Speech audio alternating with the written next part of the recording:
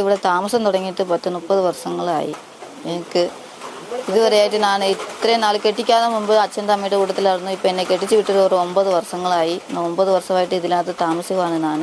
ഇപ്പോൾ അച്ഛൻ്റെ അമ്മയുടെ കൂട്ടത്തിലാണ് ഞാൻ ഇരുന്നത്. ഇപ്പം നിലവിൽ ഈ വീട് പണിതിട്ട് ലോൺ വീടിന് അപേക്ഷ വെച്ചായിരുന്നു. അതിന് കിട്ടാത്ത കാരണം കൊണ്ട് ഞങ്ങൾക്ക് അത്യാവശ്യം താമസിക്കാനുള്ള ചെറിയ ഒരു പെറയായിട്ട് സെറ്റ് പണിതിട്ടുണ്ടായിരുന്നു. ഇപ്പോൾ കഴിഞ്ഞ പ്രാവശ്യം ഒരു 4 മാസത്തേക്ക് മുമ്പിൽ വന്നിട്ട് ആണ തട്ടി ഈ വീട്. അന്നേരവും ഗവൺമെൻറ്റുമായിട്ടോ ഇതുമായിട്ടോ എനിക്ക് ഒരു സപ്പോർട്ട് എനിക്ക് കിട്ടിയില്ല. ഇപ്പോൾ രണ്ടാമത്തെ ഇന്നലെ ഞാൻ നാട്ടിനെ എനിക്ക് 2 പിള്ളേരുള്ളതാണ് മക്കൾ. ഒരാൾ 5ലും ഒരാൾ 1ാം ക്ലാസ്സിൽ ഈ വർഷം ചേർക്കണം. എനിക്ക് 2 പിള്ളേരും ഉണ്ട്. ഇപ്പോൾ ഈ മഴയും കാറ്റത്ത് കറണ്ടില്ല എനിക്ക് ഈ വീട്ടിലേക്ക്. കറണ്ടും ഇല്ലാത്ത അങ്ങനത്തെ സംവിധാനവും എനിക്കില്ല, വീടില്ല.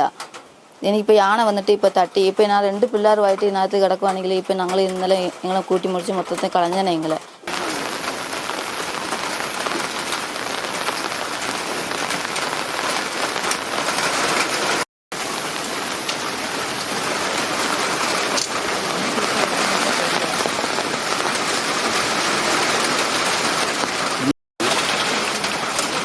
ഇവിടെയൊക്കെ വന്നിട്ട് ആണോ ഇത് കുമ്പിക്കേ വെച്ചിട്ട് ഇങ്ങോട്ട് വലിച്ചിട്ട് അതെല്ലാം മണ്ണായിരിക്കണം. ഇതെല്ലാം തപ്പി നോക്കിയിട്ടുണ്ട്.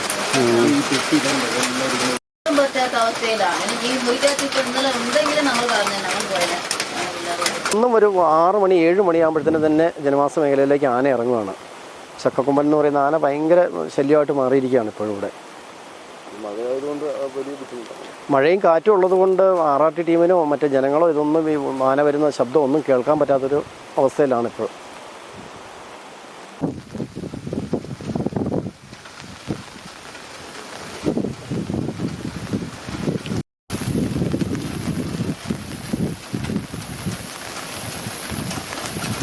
കറണ്ടിൻ്റെ കേസ് പ്രത്യേകിച്ച് ഒന്ന് പറഞ്ഞേക്കാം. ഇതുപോലത്തെ അവസ്ഥയിൽ പഞ്ചായത്തിൽ തന്നെ ആ പക്ഷേ ഇതിൽ കുറേ നടന്നു. ഡിസ്കഷൻ ചെയ്തിട്ട് കേസ് മാപ്പായി അതിൻ്റെ പുറകെ നടക്കുകയാണ്. അതിന് തിങ്കളാഴ്ച തരാമെന്ന് പറഞ്ഞിട്ടുണ്ട്.